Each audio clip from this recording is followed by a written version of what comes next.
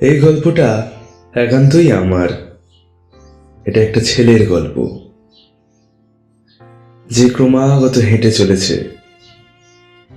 তার ডান দিকে ইটকাঠ পাথরে ভর্তি, কিন্তু সে তাও যেন বেপরোয়াভাবে হেঁটে যাচ্ছে। রাস্তাটা জানে না কোনখানে শেষ হয়েছে, সে কিচ্ছু জানে না। সে শুধুই এগিয়ে চলেছে অচেনা অজানার মধ্য দিয়ে।